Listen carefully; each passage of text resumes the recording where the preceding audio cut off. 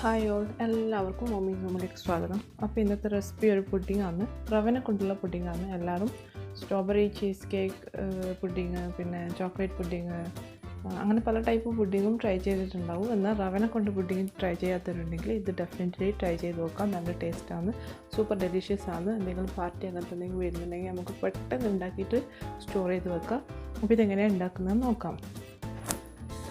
അതിനു മുമ്പായി എൻ്റെ ചാനൽ സബ്സ്ക്രൈബ് ചെയ്യാത്തവരുണ്ടെങ്കിൽ താഴെ കാണുന്ന റെഡ് സബ്സ്ക്രൈബ് ബട്ടൺ ഒന്ന് അമർത്തിക്കഴിഞ്ഞാൽ ഒരു കുഞ്ഞു ബെല്ലൈക്കൺ കാണും. അതും കൂടി ഒന്ന് പ്രസ് ചെയ്താൽ ഞാൻ പുതിയ വീഡിയോസ് എല്ലാം അപ്ലോഡ് ചെയ്യുമ്പോൾ നിങ്ങൾക്ക് അതിൻ്റെ നോട്ടിഫിക്കേഷൻ കിട്ടുന്നതായിരിക്കും. അപ്പോൾ ഇതെങ്ങനെയാണ് ഉണ്ടാക്കുന്നത് നോക്കാം.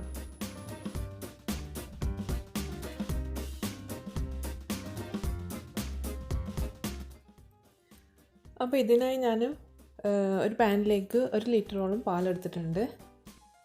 1/2 കപ്പ് സെമോലിന അഥവാ റവ എടുത്തിട്ടുണ്ട്. പിന്നെ അതുപോലെ തന്നെ 1/2 കപ്പ് പഞ്ചസാരയും എടുത്തിട്ടുണ്ട്.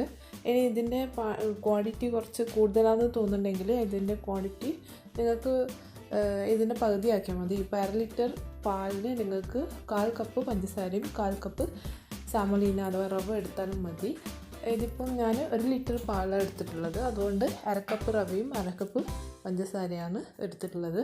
പിന്നെ ഇത് നേരെ അങ്ങ് നമുക്ക് ഗ്യാസ് സ്റ്റോപ്പിലേക്ക് വെക്കാം.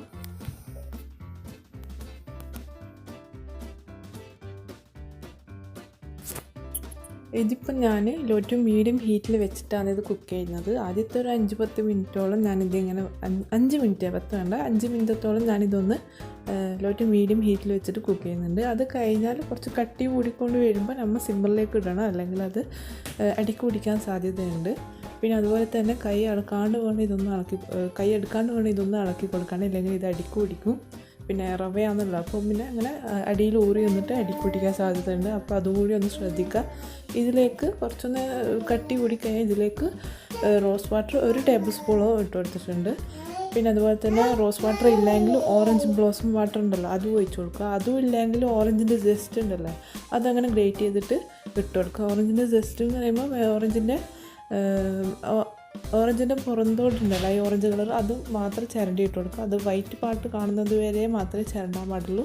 അതിനപ്പം കൂടി ഇട്ട് കൊടുത്താൽ ചിലപ്പോൾ അത് കയ്പ്പ് രസം വരാൻ സാധ്യതയുണ്ട്. അപ്പോൾ അതൊന്നും കൂടി ശ്രദ്ധിക്കുക. അപ്പോൾ ഇതെല്ലാം കൂടി നമുക്കിതൊന്ന് കുറുകിയെടുക്കാം. ഏകദേശം നന്ന കട്ടിയാകാൻ പാടില്ല, ചെറുതായിട്ട് നന്ന ലൂസും ആകാൻ പാടില്ല. ഏകദേശം ഒരു ഇതേപോലത്തെ രീതിയിൽ ആക്കിയെടുക്കണം. നന്ന കട്ടി കൂടാൻ പാടില്ല. കട്ടി കൂടി പോയാൽ ചിലപ്പോൾ ടേസ്റ്റ് ഉണ്ടാവില്ല, നന്ന കട്ടിയായിപ്പോവും.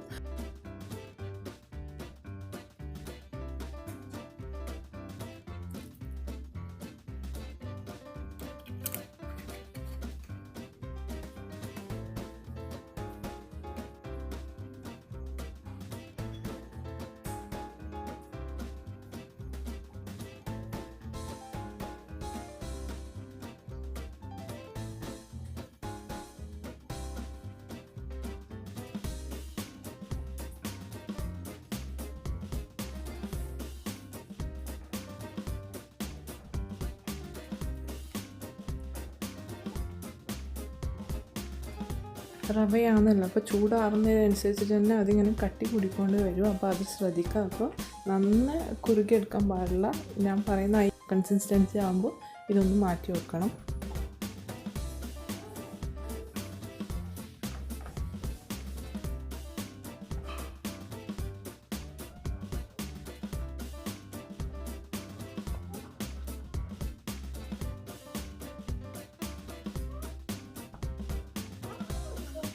ഇനി ഇതൊന്ന് ഗ്രീസ് ചെയ്ത സെർവിങ് ഡിഷിലേക്കൊന്ന് മാറ്റാം.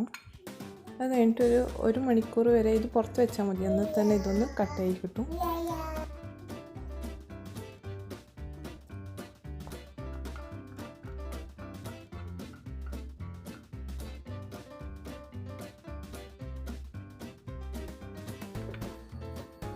അപ്പോൾ ഇത് ഏകദേശം ഉറച്ച് കിട്ടിയിട്ടുണ്ട്. അപ്പോൾ ഇതിൻ്റെ മുകളിലേക്ക് ഞാൻ വിപ്പിംഗ് ക്രീം ഒഴിച്ച് കൊടുക്കുന്നത്. വിപ്പിംഗ് ക്രീം ലിക്വിഡ് ഫോമിൽ കിട്ടുന്ന പാക്കറ്റ് ഉണ്ടല്ലോ, അതിലേക്ക് പൊടിച്ച പഞ്ചസാരയും കൂട്ടി കുറച്ച് എസൻസും ഒഴിച്ച് കൊടുത്തിട്ട് അതൊന്ന് ബീറ്റ് ചെയ്തെടുത്തിട്ടാണ്, അതാണ് ഇതിൻ്റെ മുകളിലേക്ക് ഞാൻ ഒഴിച്ച് കൊടുക്കുന്നത്. അതിൻ്റെ വീഡിയോ ഞാൻ എടുത്തിട്ടില്ല, മറന്നുപോയി.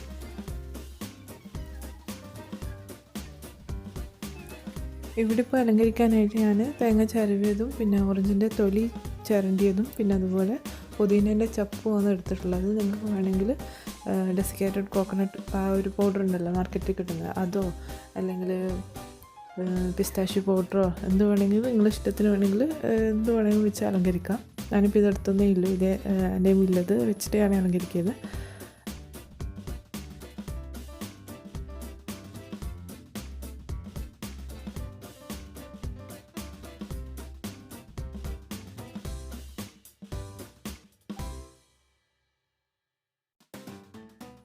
കൂടാണ്ട് ഇത് ഇട്ട് കൊടുക്കുന്ന സമയത്ത് ആ ഓറഞ്ചിൻ്റെ ഫ്ലേവറും കൂടി ഇതിലേക്ക് വരുന്നുണ്ട്. അപ്പോൾ അതിനാണ് ഈ ഓറഞ്ചിൻ്റെ ജസ്റ്റ് ഇട്ട് കൊടുക്കുന്നത്. ഇനി ഇത് 6-8 മണിക്കൂർ വരെ നമുക്കിതൊന്ന് ഫ്രിഡ്ജിലെടുത്ത് വെക്കാം. അല്ലെങ്കിൽ ഇതൊന്ന് സെറ്റായി കിട്ടുന്നത് വരെ വെക്കാം.